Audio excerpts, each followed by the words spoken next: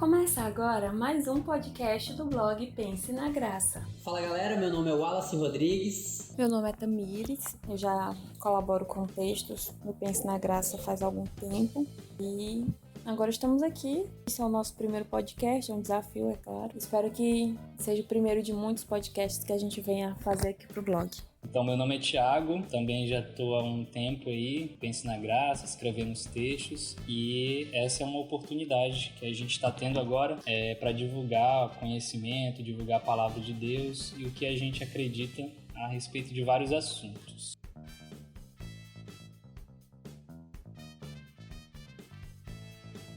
A gente está falando justamente sobre aquilo que eu até mencionei aqui, xenofobia, né? Na época não tinha essa palavra, mas Cristo falou sobre um fenômeno atual. Eu acredito que o que avançou bastante, o que ajudou bastante nesse entendimento do que é o bullying e os seus efeitos, foi a difusão da informação.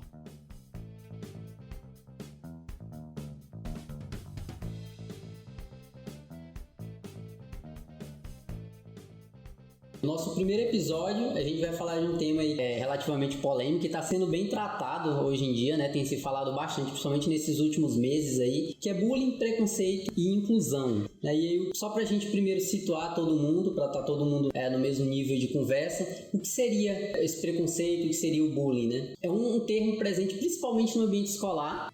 O tema tem sido tratado de forma diferente nesses últimos anos, teve uma mudança cultural muito grande dentro da sociedade quando se trata de bullying e preconceito, né? E aí, pra gente iniciar a conversa, o primeiro ponto que a gente queria tratar é o que mudou nesses últimos anos para esse tema se tornar um tema tão falado, né? Porque se a gente parar para pensar, há 10 anos atrás, 15 anos atrás, na nossa época de escola, revelando aí as idades, isso era visto bem mais com um tom de brincadeira, um tom de zoeira, e era algo extremamente presente no nosso meio.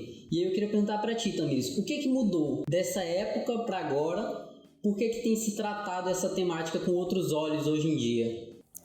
Então, assim, primeiro eu quero falar um pouco sobre o que seria o bullying, né? É até difícil nós falarmos sobre o que seria, porque é uma palavra que quando nós começamos a usar, eu lembro que eu fazia o ensino médio, mas no final do ensino médio, começa no ensino fundamental, as pessoas não tinham uma tradução. Então eu sempre via o bullying, e aí veio depois o cyberbullying. Eu vou usar como referência algumas das minhas citações. Educação física, eu sou formada na área, veio uma revista 2017, o ano 16, número 64, de junho de 2017, que fala sobre bullying e educação física. E aí sobre essa relação e como a gente pode agir. Então eles trouxeram um dado, né, uma descrição, existem várias descrições para falar sobre o que é bullying, mas uma das mais aceitas, ela sintetiza bem, né? Caracteriza-se a intimidação sistemática, que é o bullying, quando há uma violência física ou psicológica em atos de humilhação ou discriminação. E ainda a intimidação sistemática na internet, que é o cyberbullying, também que é bem mais recente do que o bullying. Com essa questão do acesso à internet, as redes sociais se ampliando, a gente começou a discutir sobre isso na internet. Acontece para depreciar, incitar a violência, adulterar fotos e dados pessoais com o intuito de criar meios de constrangimento psicossocial. Então o bullying tem como objetivo constranger alguém de inúmeras formas, né? Seja de forma verbal, forma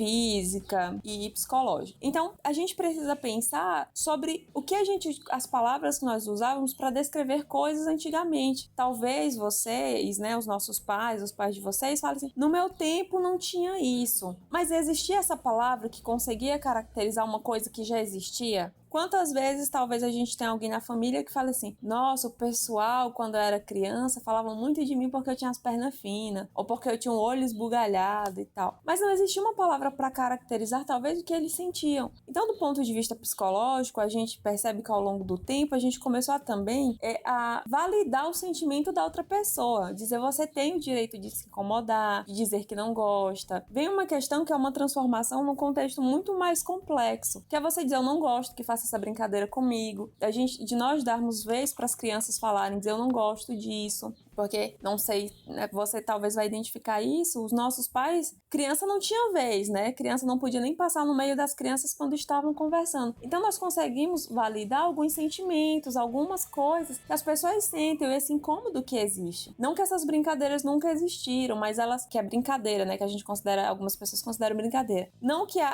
o bullying nunca existiu, mas as pessoas muitas vezes consideraram que era uma brincadeira e não validavam o que o outro sentia. E aí, o que eu Baseado em que eu falo isso? Muitas vezes eu vou aplicar questionário, social, histórico, né? E aí, às vezes, a gente pergunta para as pessoas, que é importante, muitas vezes no questionário, quando eu vou fazer com alguém, é importante entender o contexto familiar, né? E aí, às vezes, a pessoa, no meio daquela fala, ela solta uma fala assim: eu tive um tio que morreu quando ele era jovem. Aí, morreu de quê? Faleceu de quê? Eu não sei, teve uma tristeza, aí ele ficava deitado, não queria mais comer, e aí morreu. Hoje, se fosse hoje, a gente validaria isso como o quê? Sintomas de depressão. Mas para aquela época as pessoas não tinham acesso a isso.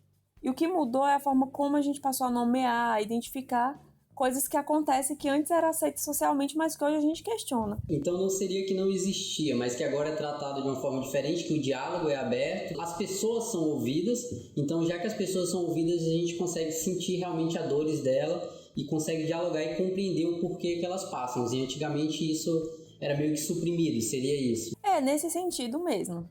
Perguntando agora pro Thiago, como é que tu consegue ver essa transação de pensamento? Porque eu tenho certeza que também isso era presente na época da escola de vocês, ou até dentro de casa, como a Tamires falou. Sofria um certo bullying a respeito de alguma característica física, algum outro tipo, e hoje isso já é visto dessa forma, né? Como é que foi essa mudança de pensamento durante esses anos? Como é que a gente tem visto essa evolução, e se a gente tem visto essa evolução? A gente está num patamar que a gente deveria, ou ainda tem muito que se pensar quando se trata em preconceito, em bullying? Como é que tu consegue ver a sociedade hoje, Thiago, quando o assunto é bullying e preconceito? Então, o que acontece é o seguinte: como a própria Tamires mencionou, há um tempo atrás, no passado mesmo, no tempo dos nossos pais aí, não se tinha essa percepção de que a brincadeira que você fazia, ela ofendia alguém ao ponto dela guardar aquilo para si e se vingar depois daquela pessoa, ou até mesmo repassar aquele mesmo comportamento, né, se vingando de alguém ali. E hoje você já tem uma percepção maior, tanto das autoridades quanto da própria lei. Então hoje, no quesito lei, se avançou bastante nesse quesito, principalmente na questão de difamação, de injúria, do que até onde é a questão da liberdade de expressão, do que você pode falar para alguém e você pode provar que aquela pessoa é aquilo ou outro. Trazendo para um ambiente mais doméstico, a gente vê principalmente quando você começou aí falando do ambiente escolar. Então meio que no ambiente escolar você sempre teve isso, apelidos, que as crianças colocavam uma nas outras, e antigamente não se tinha essa preocupação que a outra criança achava de ser chamada disso ou daquilo. Eu acredito que o que avançou bastante, o que ajudou bastante nesse entendimento do que é o bullying e os seus efeitos, foi a difusão da informação, principalmente no quesito de internet. Quando você compartilha a informação de que aquilo é prejudicial para alguém, aquela informação chega na cabeça das pessoas, vai moldando opiniões, as pessoas vão sabendo o que é de fato o que acontece quando alguém sofre uma taxação de alguma coisa, de que é aquilo, é o que o outro. Então eu acredito que o que a gente evoluiu bastante nesse sentido foi na difusão mesmo do conhecimento e da informação. Antigamente, se alguém soubesse de uma informação, era meio difícil, ele tinha que escrever um livro, e o livro teria que ficar na biblioteca para alguém acessar. Hoje não, você emite uma opinião numa rede social, fala ali, aquele conhecimento é difundido, porém também a mesma rede social é usada para fazer bullying, para desrespeitar os outros, para ofender mesmo, como a própria Tamires trouxe aí, o conceito de bullying, que é para você ofender alguém mesmo, causar um mal-estar na pessoa. Então eu acredito, Wallace, que realmente a informação hoje é a chave para que a gente possa avançar cada vez mais. Quanto mais a gente mostrar para as crianças, principalmente para a geração atual, que existe sim um efeito maléfico de você falar de uma outra criança, de uma criança acusar a outra de alguma coisa, de criar um apelido que seja ofensivo, e a gente ensinar isso, a própria palavra de Deus diz que nós devemos ensinar a criança no caminho que ela deve andar. Então eu sou muito dessa tese de que nós devemos criar essa geração e mostrar para ela que de fato existe isso, e não como os nossos pais aprenderam muitas vezes, né? Nossos pais aprenderam que isso aí não é só uma brincadeira, isso aí não leva a nada, não liga para isso não. Então essas coisas a gente deve considerar assim, porque muita gente entra em depressão, muita gente já tirou a própria vida por conta disso, já tirou a vida de outras pessoas. A gente pode olhar aí para a história e ver muitos exemplos de pessoas, de crianças e adolescentes que quiseram se vingar. Quem sabe que isso começou com uma brincadeira de escola, um apelido, o peso da criança, um apelido com alguma característica física dela. Então nós temos que ter bastante cuidado, mas respondendo à pergunta, eu acredito que a gente já avançou muito, porém temos que avançar ainda mais. A informação aliado à educação das crianças, dessa nova geração, é algo que vai fazer a diferença para o futuro. Pegando o gancho da fala do Thiago, Tamires, eu queria até vincular uma coisa e fazer a próxima pergunta aqui no nosso roteiro. O Thiago falou bastante sobre a relação da criança, né, que isso é muito presente nesse meio infantil. Mas se a gente olhar numa perspectiva geral, não só as crianças, né, os jovens, os adultos, a nossa geração, a geração anterior à nossa, como essa mudança de pensamento, não só da criança, mas como a gente pode mudar a nossa realidade atual, compreendendo qual é o limite entre uma brincadeira de um grupo de amigos de uma forma saudável. A gente vê isso muito presente hoje em dia em grupos de WhatsApp, através de meme, através de brincadeiras, e muitas vezes a gente sorre junto, faz isso, a gente mesmo faz isso muitas vezes nos grupos aí do WhatsApp, né? Mas como a gente consegue diferenciar qual é o limite entre uma brincadeira entre amigos do bullying e do preconceito? É uma linha muito tênue para diferenciar isso, até que ponto essas brincadeiras são saudáveis e fazem parte do relacionamento entre o ser humano? É uma linha, é muito complexo, né? Porque hoje as pessoas elas tentam justificar tudo como liberdade de expressão ou era uma brincadeira. Sempre foi assim. Mas a pergunta, a devolutiva seria, como o outro se sente? E a gente pode considerar, eu tinha até anotado aqui numa lista de coisas que eu tinha que lembrar, que o que acontece. Cada um é um mundo. Então a gente não sabe o que é uma coisa para uma pessoa e o que é outra. E aquilo é um gatilho. O que seria esse gatilho, né? Aquilo pode disparar e fazer ela relembrar de inúmeras coisas que ela sofreu na vida dela. Então, por exemplo, quando alguém pratica o bullying, existem algumas coisas que são características. A intenção é ridicularizar a vítima diante dos que assistem. Então, a gente vai pegar naquilo que é diferente, sabe? Aquilo que é o diferencial daquela pessoa. Ela é diferente da maioria. Segundo, existem 3 agentes, né? Existe um agredido, uma pessoa que era agredida. Existem várias formas de agressão. E um espectador. E aí, tem a questão, o que é válido para um não é válido para outro. E às vezes, quando a gente vai fazer a brincadeira, que eu só fiz uma brincadeira, você tenta ressaltar uma característica que é negativa, que a gente vê como negativa. Então, se pergunte, como que eu vou falar de algo que é visto negativo socialmente e eu quero que seja uma brincadeira? Nunca é. Mas a gente também precisa entender que cada mundo é um mundo. Então, por exemplo, tem 2 pessoas diferentes. E eu falo isso a partir de uma experiência que eu tive no ensino médio com um colega e depois eu conheci uma outra pessoa. Um dos meus colegas, ele tinha uma visão, a visão era baixa, né? 5% mais ou menos de visão. E ele mesmo brincava, postava memes que ele não enxergava, ele era cego. E um dia eu conheci uma outra pessoa que essa brincadeira não colava, vamos dizer assim. Ele nunca tocava nesse assunto, porque tinha um histórico familiar e isso afetava a família de uma forma muito grave, esse problema de saúde dele. Então a gente percebe que eu não vou tentar fazer uma brincadeira com algo que é uma diferença. É a questão da visão e tudo mais. E algo que tem uma história negativa por trás. Se você quer falar sobre algo, faça uma brincadeira sobre outras coisas, mas a gente tem que ter muito cuidado com isso, porque é uma linha tênue, mas o que é brincadeira para você, na verdade é um preconceito, é algo que é o diferente. Então, geralmente as pessoas usam a brincadeira para falar do que é diferente no outro. E é sempre um problema, o que é diferente no outro pode realmente ser um incômodo. A gente nunca sabe o que o outro sente. Vamos brincar de forma geral, com coisas mais gerais, do que algo muito específico, uma característica muito peculiar e que, na verdade, incomoda aquela pessoa. Então, se a relação é aberta, pergunte, fale com a pessoa sobre isso e espere ela ter esse retorno. Você tem que estar pronto para ela ouvir, para ouvir que aquilo ofende ela. Porque muitas vezes a pessoa fala assim, eu não gosto, eu me incomodo e tal, e as pessoas, na verdade, ignoram a fala e o sofrimento do outro. Espero ter respondido, Alice, porque são casos bem específicos, são vários exemplos, então são muito específicos para a gente tentar generalizar e dizer isso é brincadeira e isso não é. Então, sem compreender o cenário como um todo, é difícil tu dizer o que é brincadeira, o que é preconceito, até que ponto vai, sem entender até a relação daquele grupo, o quão íntimo eles são, seria mais ou menos nessa linha, né?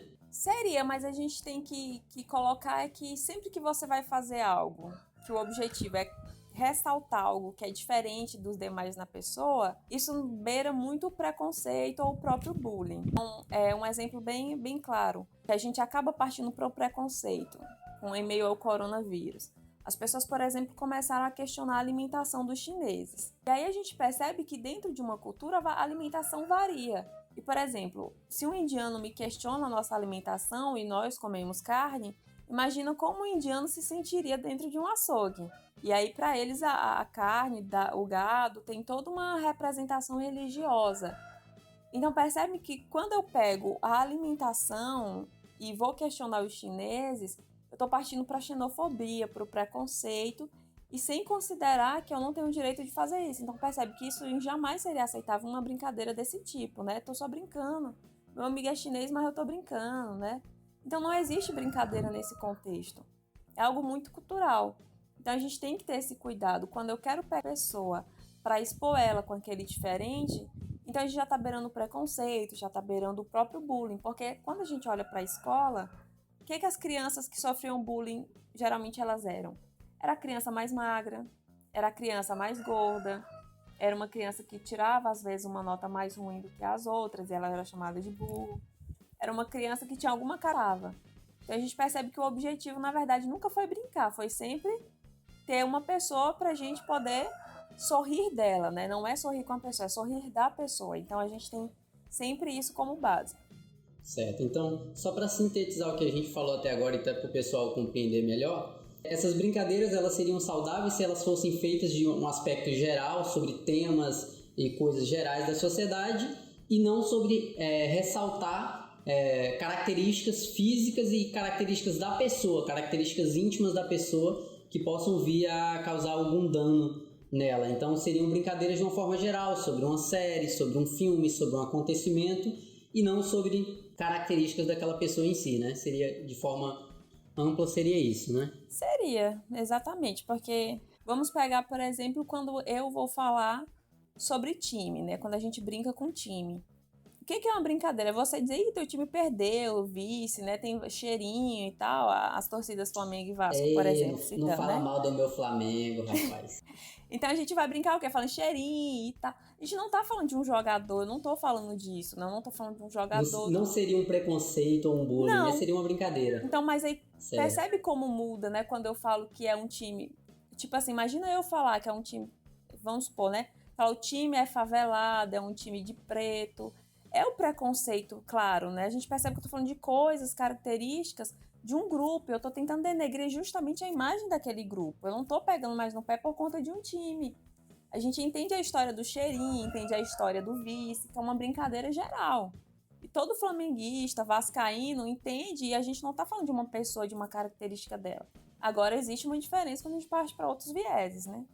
Tiago, só pra gente dar continuidade aqui, eu queria te perguntar por que a gente ainda vê o preconceito e o bullying como algo tão presente na nossa sociedade? Porque mesmo depois de tanta mudança, tu mesmo falou que teve realmente uma evolução, mas ainda falta muito, mas por que ainda hoje a gente vê o preconceito tão presente no nosso meio? E isso incluindo no meio cristão e dentro das igrejas, né? Eu queria entender por que isso é tão presente, se isso é algo que vai tão contrário ao que a gente acredita partindo de uma cosmovisão cristã. Isso é uma boa pergunta, Wallace. Eu acredito que a base da família, a base da sociedade é a família. Então, hoje, nós podemos olhar para as famílias e nós vemos, tanto no meio cristão, quanto de pessoas não cristãs, a ausência quase que completa dos pais na criação dos filhos. Então, além daquela pessoa ter conceitos já formados, que são os pais, já vieram já de uma formação que não teve informação suficiente para saber o que é bullying, que ofende as pessoas, ela ainda não participa da criação dos seus filhos, das crianças, e são ausentes. Esse é um dos motivos porque a gente ainda tem crianças, adolescentes e futuros adultos que vão perpetuar esse tipo de comportamento, seja nas escolas, seja na própria igreja. Então, esse é um dos motivos que eu acredito que ainda assim existe preconceito de todos os tipos. Preconceito, xenofobia, homofobia, de todos os tipos que você imaginar. Aquela conversa entre pai e filho, aquela conversa familiar, infelizmente, hoje está cada vez mais raro. Então, eu acredito que a família tem um papel muito importante, tanto para todos os membros da família, no caso, tanto para os pais quanto para os filhos. E uma coisa que eu acho interessante de falar, que não é falta de informação. Não é uma falta de informação, porque todo mundo sabe. Muitas vezes você faz uma brincadeira ou vê alguém fazendo uma brincadeira que você sabe que aquela pessoa não gosta daquilo, aquela pessoa se ofende quando você fala ou vê alguém falando. Mas mesmo assim você faz ou se omite de ajudar a pessoa ou de falar com quem está fazendo aquela brincadeira, porque a nossa formação nos mostrou que aquilo é normal, que aquilo todo mundo fez. Então veja que existe uma diferença entre formação e informação. Eu posso ser informado que uma coisa é errada, eu tenho aquele conhecimento, aquela informação de que aquilo é prejudicial para alguém, mas a minha formação, ou seja, o que eu vi durante a minha vida todinha foi os meus amigos fazendo isso, os meus pais fazendo isso. Então, aquela é a minha formação. Ou seja, eu vou só reproduzir aquilo. E, infelizmente, na nossa sociedade, nós temos hoje, presente principalmente, né, nesse período aí de quarentena que a gente está vivendo, onde as pessoas estão cada vez mais ativas nas redes sociais. Você entra, por exemplo, no Twitter e você vê ali um ódio mesmo destilado, assim, né? Então, você vê as pessoas xingando umas às outras, ofendendo de todas as formas. Então, a igreja, ela precisa entrar mais nesse assunto e desempenhar o seu papel formador, de informar as pessoas dentro da igreja e formar também cidadãos que sejam respeitosos em todos os sentidos. Eu acredito que a chave aí é nós investirmos, no caso, na base, que é a família, e a igreja também tomar o seu papel como formadora de caráter baseado na palavra de Deus, na Bíblia. O que eu acredito que esse tipo de assunto que a gente está debatendo hoje aqui, conversando, é meio que ausente em muitas igrejas. As pessoas quase não tocam nesses assuntos, né? Então eu acredito que deve ser mais explorado para que as pessoas possam ser informadas e formadas. Uma formação, uma formação ruim que a gente teve, ela é substituída por uma formação boa, observando bons exemplos, pessoas que de fato respeitem as diferenças, independente daquilo que aquela pessoa acredite ou daquela pessoa nós devemos respeitá-la e não ofendê-la com palavras ou atitudes ou gestos. Muitas vezes as pessoas pensam que bullying é só você ofender com uma palavra, uma ofensa verbal, mas não, às vezes só um ato que você possa fazer pode ofender alguém. Então aquilo pode ser altamente, a pessoa chega num local e a pessoa vira as costas ou então dá de ombros. Aquilo aquilo é uma forma assim de bullying, é uma forma de desrespeito com o outro, de ofender. Então, respondendo a sua pergunta, olha, eu acredito que o preconceito ele ainda é muito presente na nossa sociedade, justamente porque nós temos uma base muito frágil, infelizmente. Nós temos que investir sim para que a família volte a ser uma base sólida da sociedade, né? Inclusive no meio cristão, principalmente porque nós devemos, a palavra de Deus diz que nós temos que ser luz do mundo. Então eu não tenho que ser trevas, eu não tenho que ofender ninguém, eu não tenho que fazer distinção entre pessoas. Pelo contrário, temos que fazer aquilo que Jesus nos ensinou, que é amar o próximo como a nós mesmos, e ele ainda elevou o padrão, né? Ele ainda falou que nós temos que amar o próximo como ele amou. Então, não é como eu me amo, mas como ele amou. Nós já sabemos como Jesus amou a todos nós. Então, acredito que esse é alguns dos motivos que o preconceito, o bullying ainda permeia fortemente a nossa sociedade. Perfeito. Pegando o gancho aí da fala do Thiago, Tamires, para a gente tentar juntar todas as ideias aqui e finalizar a nossa conversa, né? Como é que o cristão, agora trazendo para uma cosmovisão cristã, para a nossa ótica, como a gente pode, de forma mais inclusiva, pensando em todos os aspectos, combater bullying e preconceito dentro das igrejas, combater isso que o Thiago falou de grupinhos que se formam e excluem pessoas por diferentes fatores. O que falta na igreja atual, o que falta no jovem atual, no cristão atual, quando o assunto é bullying, preconceito e inclusão? Eu queria aproveitar que o Thiago falou um pouquinho de internet, né, e deixar uma dica no Instagram, Tem até uma página que eu acompanho que fala muito sobre esses temas nas redes sociais, né? Que é, eu vou falar como você escreve para ficar mais fácil para as pessoas acharem. Acho que no podcast não tem como, é um áudio, então as pessoas não vão ter links, né? Que é o SaferNet Brasil. Então na rede social, no Instagram vai estar SaferNet BR. A gente põe na descrição porque é uma página muito legal que põe essas questões. E uma das questões é questione, e aí é uma frase que eu vou pegar para falar sobre esse assunto aqui. Eles fizeram um post e eles colocaram assim: questione argumentos, não pessoas. Uma questão muito forte nas redes sociais, quando você vai olhar, a pessoa não está questionando um argumento. De colocar, por exemplo, o Twitter super tóxico, eu acho. Eu tenho Twitter e tudo, mas o Twitter é uma coisa que você tem que ter um certo cuidado. E aí eu vejo, quando alguém posta assim, por exemplo, eu acredito que tal coisa é assim, assim, assim, né? Vamos supor. E aí eu vou lá, nossa, você é burro e tal, não é bem assim. Por que eu não digo, eu discordo de você, eu acredito que baseado nesse argumento, isso e aquilo. Então, apresente argumentos para aquela pessoa, não critique a pessoa, não julgue a pessoa baseada em características físicas, condição social, cor e tudo mais. Dentro da igreja, a igreja como um todo, nós temos religiões, nós três temos religiões diferentes, né? Nós temos uma determinada denominação da qual nós fazemos parte. O primeiro erro, eu acho que, independentemente de segmento ou independentemente de religião ou tudo, é você escolar como aquele impossível de errar, né? Você nunca está errado. Eu não estou errada. Aquilo que eu acredito não está errado. Se questione e nunca coloque aquilo como melhor do que o outro acredita. Nesse sentido. Porque, como sempre, a gente vai ter algo que é diferente. Mas dentro da igreja, nós temos que ter o cuidado de não achar que aquilo que eu acredito, que aquilo que eu pratico é superior ao que o outro faz, ao que a outra pessoa faz. Então, talvez muitos de nós já ouvimos piadas, por exemplo, relacionadas à religião. O que falta na igreja atual? Tá querendo que o pessoal venha correr atrás de mim? Quase. Não, de forma nenhuma. O que falta? Tô brincando. Hoje, eu acho que como igreja... Nós três aqui. Não fala da igreja atual não, pra não gerar polêmica pra ti. Nós três aqui, como é que nós três podemos melhorar? Eu acho que como membro, nós fazemos parte de uma igreja, né?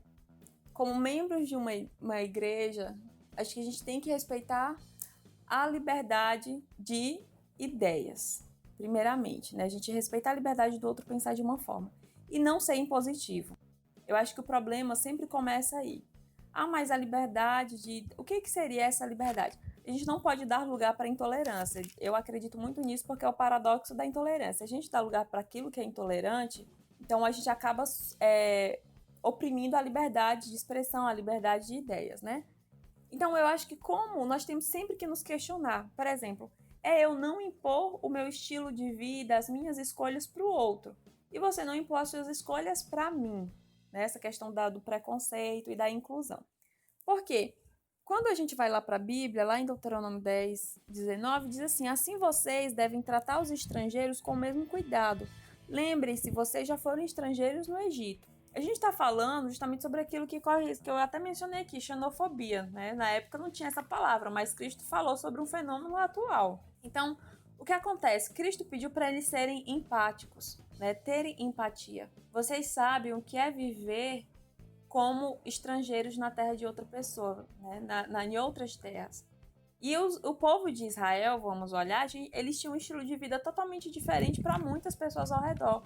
Mas quando você olha, a igreja sempre teve paz, por exemplo, teve liberdade, as pessoas tiveram a liberdade quando elas foram respeitadas nas suas diferenças. Quando a gente olha para Esté, qual foi o problema? Foi justamente uma pessoa que não aceitava os judeus, porque eles eram diferentes de onde eles estavam. Era um povo totalmente diferente.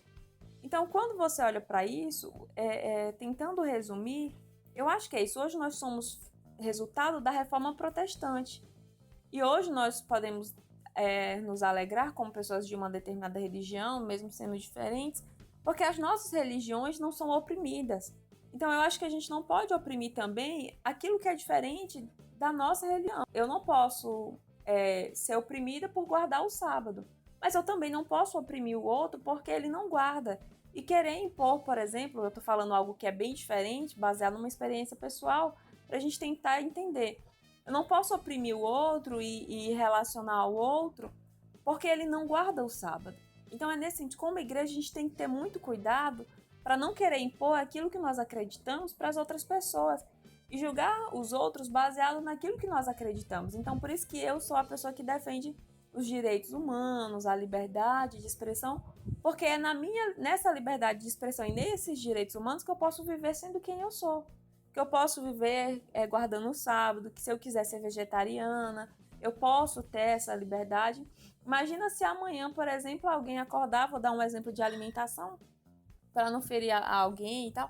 Imagina se amanhã alguém acordar e dizer assim, todo mundo vai ser vegetariano. A gente está oprimindo o outro baseado naquilo que eu acredito. Então não dá incentivar as pessoas a terem determinados hábitos e isso e aquilo.